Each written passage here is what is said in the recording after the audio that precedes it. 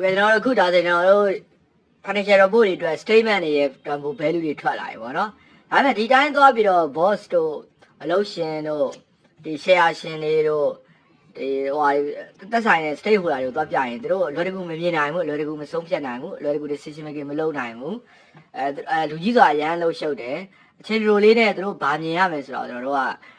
ဒီ data ကို visualize လေးပုံလေးတွေနဲ့ဆွဲပြမှာဟုတ်အဲ့ဒါတော့ chat တွေ graph တွေလုပ်မယ်ပေါ့နော်အဲ့တော့ဒီနေ့ income statement မှာကျွန်တော်တို့ဘာရင်စလုပ်မလဲဆိုတော့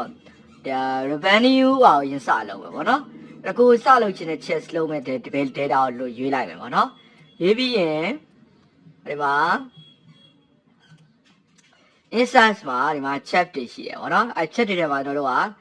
3D ပိုင်း chat ကိုယူလိုက်မယ် okay ယူလိုက်ရင်ဒီမှာရလာ okay နော်ဒီမှာရလာပြီဒီမှာထပ်ပြီးတော့တိုးချင်တယ်ဆိုရင်လည်းဒီမှာတိုးလို့ရတယ်โอเคနော်အဲ့တော့ဒီမှာဆိုရင်တော့ဒီမှာဒါပထမဆုံး design လေးဒီဟာဆိုတဲ့ဒုတိယ design လေးဒီ design လေးကျွန်တော်ရွေးထားလိုက်မယ်ဒီ design လေးပေါ့နော်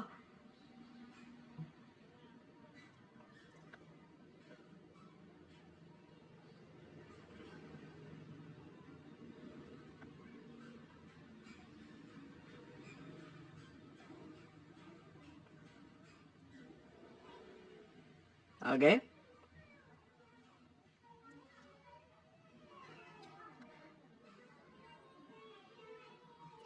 ဒီမှာတော့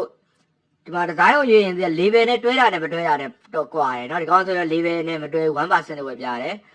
သူစရင် discount နဲ့စီ 1% လို့ပြရပါတော့အဲ့လိုပုံစံနဲ့ပြအဲ့ဒါပြရလေးတခုကျွန်တော်ရွေးထားလိုက်မယ်โอเคเนาะโอเคဒီကရွေးထားပြီဆိုရင်တော့ဒီမှာတခုခုချက်ချင်တယ်ဆိုတော့ဒီမှာကျွန်တော်ဒီမှာကြည့်လို့ရတယ်ဥပမာတော့က rent income တခုတိုးလိုက်မယ်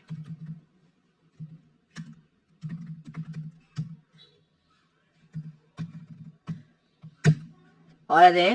rent income ဆိုပြီးဒီမှာတိုးလာတယ် value တခုတိုးရင်ဒီမှာလည်းပြောင်းသွားပြီဗောနော်ဘယ်လောက်ကျတော့ပြန်ဖြတ်လိုက်ပါမယ် okay ဒီကြောင်ကျွန်တော်ကတီးတန့်ပဲထားမယ်ဗောနော်တီးတန့်ပဲထားမယ်ဆိုတော့ဒီမှာနောက်တော့ design ထဲမှာသွားပြီးပြင်လို့ရတယ်နော်သူ့ကိုရွေးထားပြီးတော့ဒီမှာ design ထဲမှာ okay နော်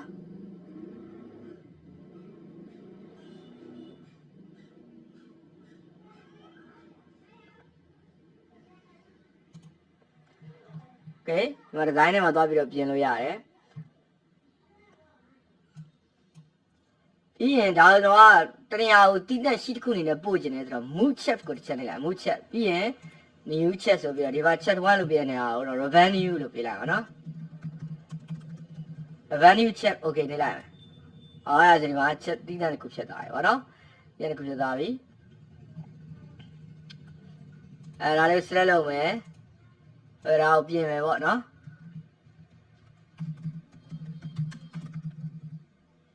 โอเค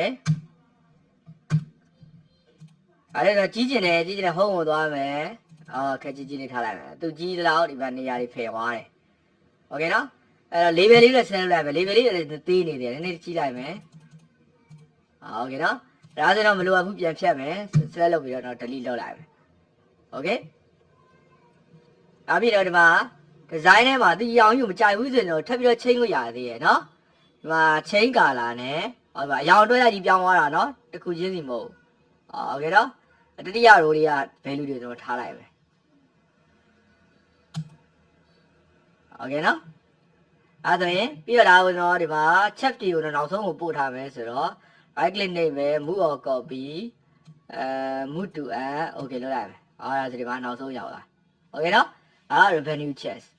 okay အဲ့ဒီတည်းရလောက်လိုက်ရင်ဒီလိုပုံစံဖြစ်လာမယ်အဲ့တော့ alternative income statement ရဲ့ဒီ revenue and gain ကနေတော့ဆွဲထုတ်လိုက်တဲ့ဟာပေါ့နော်ဒီလိုမျိုးပြခြင်းအပြင်ဘာဖြစ်တော့ဆိုတော့ဟိုဘက်က stakeholder တွေကဒီမှာစဉ်ကြည့်လိုက်တာနဲ့ဟာ service income 55% ရတယ်အများကြီးပဲဆေးရ44% discount လည်းရှိရတယ်နည်းတယ်ဒီမှာချင်းတဲ့ဒီ graph ပုံတွေပြင်လိုက်တာနဲ့ခုနလိုမျိုးဒီလို number ကြီးတွေသူတို့ချက်ချင်းဒီလိုကြီးမစဉ်းစားနိုင်ဘူးဒီကနန်းကြီးဆိုဒီလိုကြီးမမြင်နိုင်ဘူးအဲ့ဒါ graph နဲ့ channel ပြလိုက်တဲ့အခါကျတော့ရှင်းရှင်းလင်းလင်းဖြစ်သွားတယ်โอเคနော်အဲ့ဒါတော့နောက်ထပ်ဒီ expand တွေနော် access တွေ liability တွေတို့လည်းကျွန်တော်လူမျိုး chat တွေ graph တွေတစ်ခုချင်းစီအတွက်ဆွဲပြီးတော့ထုတ်မယ်โอเคနော်